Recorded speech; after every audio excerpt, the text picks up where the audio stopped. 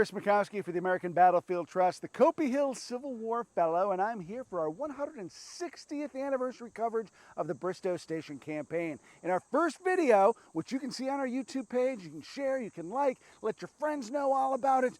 We started up on that hill behind me that's near the Parks Visitor Center. We followed the path down here, and we're now coming to one of the most prominent features on the battlefield. It's actually private property. It's this railroad behind us. In our first video, we talked about the Orange and Alexandria Railroad. Alexandria being in that direction, Orange being in that direction.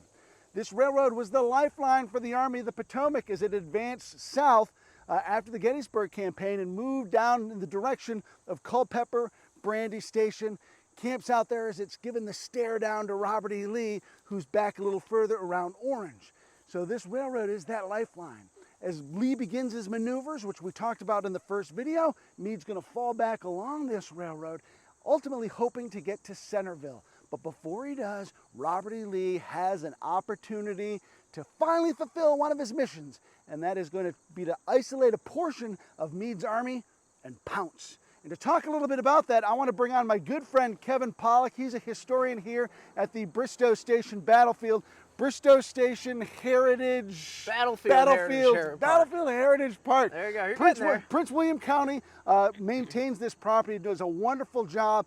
Kevin, so what gets Meade and Lee to this property specifically? Thanks, Chris. So it's a long, complicated list of maneuvers, and don't worry, we're not going to go into everything. But real quick, as Meade's army is moving up the O&A Railroad, I mentioned in the last video, which make sure to go check out if you haven't seen it yet, that Meade is trying to basically leapfrog his separate corps as they're moving towards Manassas Junction and then to Centerville beyond, because he wanted to keep them all in supporting distance of one another. The tail end of the Army of the Potomac was the 2nd Corps under Gouverneur Warren that's moving right along the O&A Railroad itself on both sides of the railroad to try and facilitate this movement, get it as quickly as they possibly can up to Centerville beyond. The next corps up in line was George Sykes's 5th Corps that was positioned on the opposite side of Broad Run, which is about a half mile to your left, my right. Sykes was really wanting to get out of here. He did not want to stay back here at Bristoe Station because he knew the longer he waited, the further and further the rest of the Army of the Potomac was getting away from him. So Sykes wanted to move as quickly as he possibly could, but he was under direct orders from George Meade to wait at the small town of Milford on the other side of Broad Run for Warren's Corps to arrive here at Bristoe Station before he started moving. Sykes saw, or it was reported to him at least, that the head of the 2nd Corps was coming up the railroad here toward Bristoe Station. Instead, it was really just a small cavalry vanguard. The rest of the 2nd Corps was still a couple of miles beyond that vanguard, but for George Sykes, it was enough. And he decided to begin pulling his troops out and sending them back toward Manassas Junction and to Centerville beyond. At the same time that George Sykes was making that decision, the vanguard of A.P. Hill's 3rd Corps has arrived, and in the van of the Corps is A.P. Hill himself, actually, who reined his horse up on top of a hill just off to our north. Today it's the site of a shopping center, unfortunately. But Hill looked off to the east towards the direction of Milford, saw George Sykes's men, and thought that that was the rear of the Army of the Potomac, and that's what he wanted to go after. His men were chomping at the bit to get into the fight. As they were marching toward Bristoe Station, they were coming upon Union stragglers, Union prisoners, Union campsites with fires that were still hot, indicating that they were right on the tail of the rear of the Army of the Potomac. So these guys are ready to go. So A.P. Hill, recognizing and seeing the 5th Corps beyond Broad Run, quickly called up his 1st Battalion of Artillery under William Pogue, 16 guns that deployed on a hill, began bombarding Sykes's men, and then he took Henry Heath's division and began forming it up in a line facing, or that would be moving, he'd be advancing in the same direction that the railroad was going, just about a mile north of the railroad itself. Now back here along the railroad, as Heath's division was forming up, Gouverneur Warren could hear artillery firing to his front. Those were those Confederate guns bombarding the 5th Corps. Obviously, that's a little disconcerting for Gouverneur Warren, hearing gunfire in front of him, not behind him now. So he immediately dispatched troops north of the railroad to figure out what was going on. They began to engage the right end of Heath's line. This was reported up the chain of command to Heath and Hill. They had to figure out what was going on, what was along the railroad itself. But finally, both of them decided to just continue moving towards Milford, towards the rear, what they believed to be the true rear of the Army of the Potomac. Of course, they were wrong in that assumption, because the true rear of the Army of the Potomac was the Second Corps here along the railroad. So they decided to continue advancing. Those Confederate troops, about 4,000 men from North Carolina in 2 brigades, did so. But as they did, the fire coming from these Federal skirmishers north of the railroad was too much that those 2 brigades simply made a big wheel to the right. And rather than advancing in the same direction that the railroad is moving, they turned and began advancing toward the railroad itself. Now, by this point, you can see the railroad behind me. It's a little bit taller today than what it was in October of 1863. But it provided for the Federal troops of the Second Corps a ready-made embankment that they could use to shield themselves from any Confederate fire. So they quickly began to secure the railroad itself, get behind it. There are accounts of soldiers being stacked up 3-4 deep, with the best shots being right up in front along the railroad and the others in the back loading and handing their rifles and muskets up to the Federals right along the tracks itself. They were backed up and supported by 14 Federal artillery pieces as well on the south side of the tracks, and so this is what those 4,000 North Carolinians were advancing into. As they advanced over this open plain that you can walk down today, they came under intense fire. You can see from where we are at the railroad tracks, you can see the top of the hill where we filmed our last video. You can, again, see that entire advance field that Cook's men came across, so they're under fire pretty much this entire way. So they're not even going to make it to the railroad. They'll suffer immense casualties. One of the units that fought right in front of us, the 27th North Carolina, went into the fight with 426 men. They suffered 68% losses, and again, didn't even make it to the railroad itself.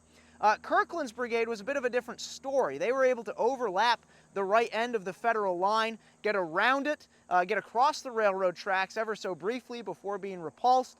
And also today, where you can drive your car across the railroad tracks, the same place the road crossed the tracks in 1863, the famed 26th North Carolina, what was left of it at least, after Gettysburg, briefly pierced the Federal line that was being held by conscripts, actually, soldiers that had recently been drafted into the United States Army and were fighting here at Bristoe Station for the first time. But ultimately, their brigade commander, a fellow named James Mallon, who would later be killed here, the highest-ranking Federal officer killed at Bristoe Station, Mallon was able to rally those Federal troops and drive the Confederates out of the Union line. So all that, the main assault was over in a matter of really 30 minutes or so, about 1,300 casualties between those 2 Confederate brigades.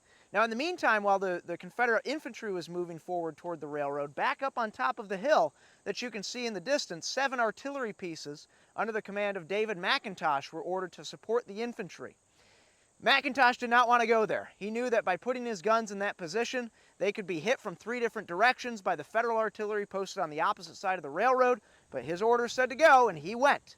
As Cook's brigade was falling back through these guns, they were panicking the gunners. Most of the artillery horses with those guns as well had been killed or wounded, at least incapacitated to the point that those guns couldn't be pulled off of the hill. Federal troops pursued out from the railroad. They managed to capture 5 of those 7 guns up there on top of the hill. One of the Richmond newspapers that was none too happy about this quipped that it was the first time in human history that an advancing army lost guns to a retreating army. I don't know if that's exactly the first time in history that happened, but that's what they said, and that's the story that they ultimately stuck with. But that was a big black eye for the Confederacy.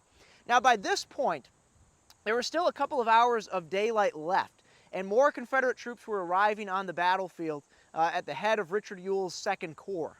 And also arriving with Ewell's Second Corps was Robert E. Lee himself. Lee has exactly the scenario that he was looking for. He has a portion of the Federal Army isolated in front of him, and he's going to bring up the rest of the infantry of the Army of Northern Virginia, about 40,000 soldiers all together, and try to formulate one final attack, not against the railroad this time, but instead further down the line to our south. He was trying to get an attack moving up the railroad. Of course, they learned pretty quickly that attacking toward the railroad was not going to be such a good thing, so they wanted to attack up the railroad instead. For a variety of reasons, that attack never came at nightfall, and Gouverneur Warren's 9,000 men, so you have 40,000 Confederates against 9,000 Federals, Warren's men were able to hold out until nightfall, and very early the next morning of October 15th, these Confederate troops, the same ones, Cook's and Kirkland's brigades that had been ordered to attack the railroad the previous day, they were told to attack again. I can't imagine what their expressions were when being told what they were about to do. But they advanced right up to the railroad tracks itself, within a few feet of the railroad, probably right about where we're standing. They raised the famous rebel yell, charged up on top of the railroad embankment. They looked down to the other side where the Federals were the previous day, and they found nothing. Because in the middle of the night, Gouverneur Warren's 2nd Corps had given Lee's army the slip, and by the time this second Confederate attack against the railroad was happening on the morning of October 15th, Gouverneur Warren's Corps was already back and crossing Bull Run and making it to join the rest of the Army of the Potomac at Centerville. So here at Bristoe Station overall, again, a pretty bad day for the Army of Northern Virginia. About 1,400 Confederate casualties overall in the fighting. For the Federals, who had the, of course, superior position, the advantage of the protection of the railroad, they only suffered about 300 casualties. So certainly a very bad day, and this is what leads to quite a heated discussion between A.P. Hill and Robert E. Lee on the morning of October 15th, where Hill tries to explain himself. Lee essentially lit into Hill, explaining, basically confirming everything that Hill was saying. Of yes, you sent in your troops too hastily, you didn't do reconnaissance, you made all these mistakes, and finally Hill is shrinking down into his boots at this point to avoid being seen by Lee and avoid being the victim of Lee's temper. And Lee, recognizing that, will simply turn to A.P. Hill and say, let us bury these poor men and say no more of it. And so from here, the armies would move on beyond Bristoe Station. There'd be some fighting along where the old Manassas battlefield was, the old Bull Run battlefield. And then eventually Lee realized that this was no place to keep his army in Northern Virginia. This whole area had been stripped by the armies being here for the first few years of the war. Bristoe Station itself as a community was pretty much completely gone by October 1863.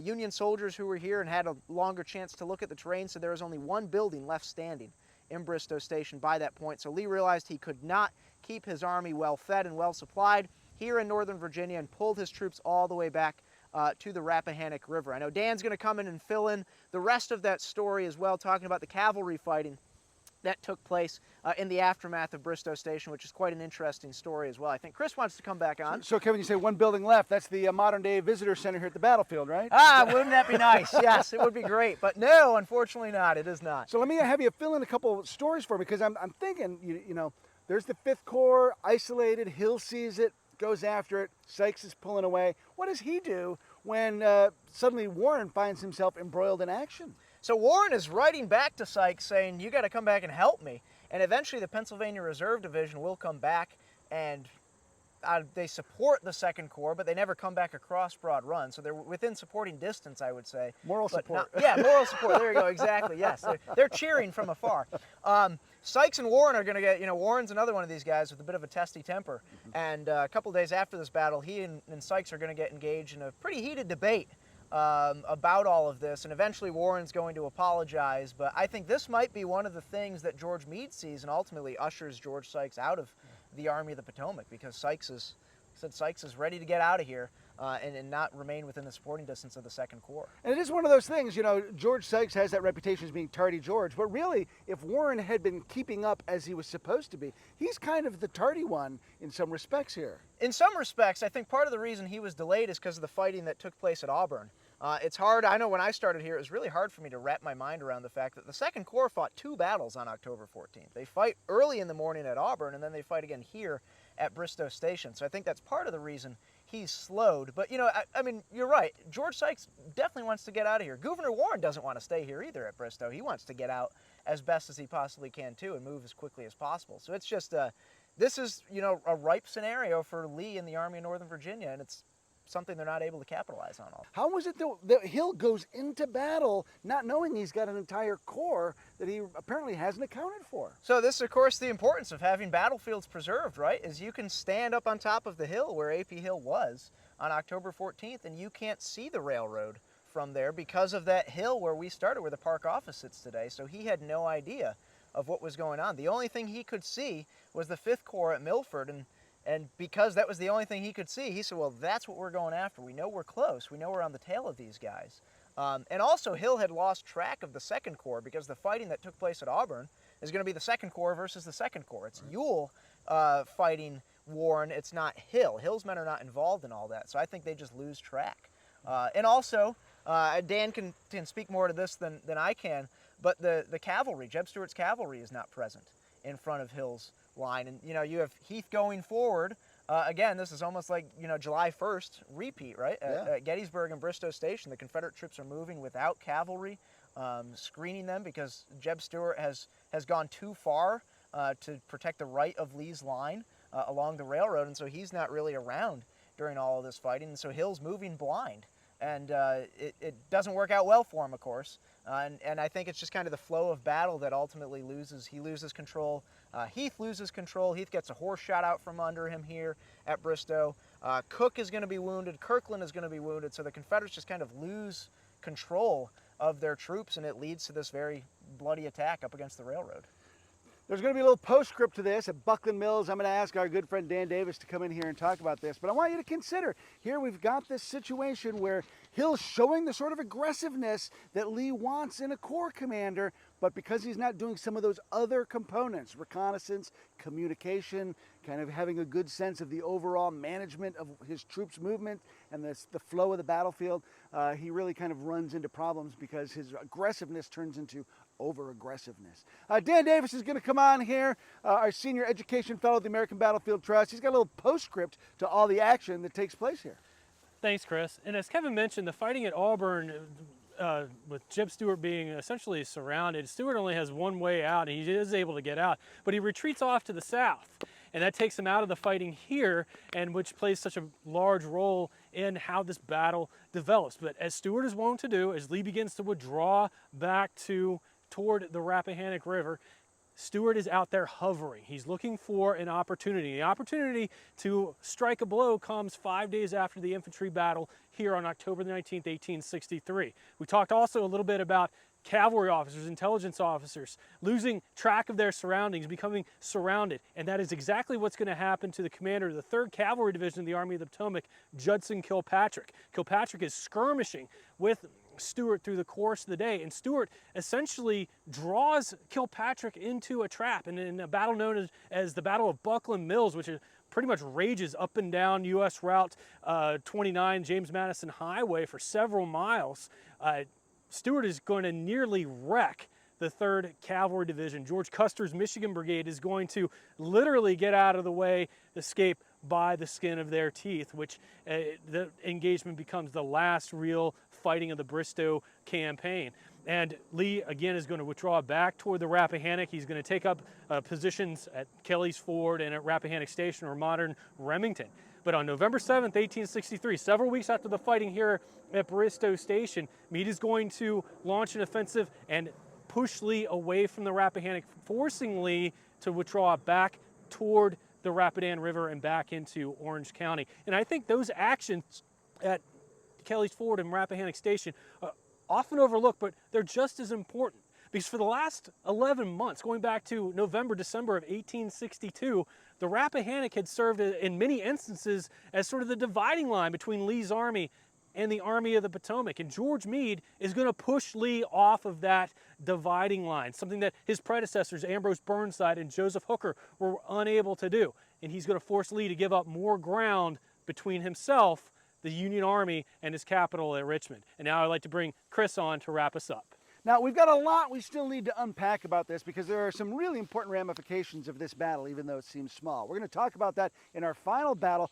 back up on the hill. I want to thank you for being with us. I want to thank Sarah Kay Byerly behind the camera for her great work. I want to thank Dan Davis, Lance Russell, and Kevin Pawlak from the Prince William County's Bristoe Station Battlefield Heritage Park. Did I get it right this time? Yes! All right.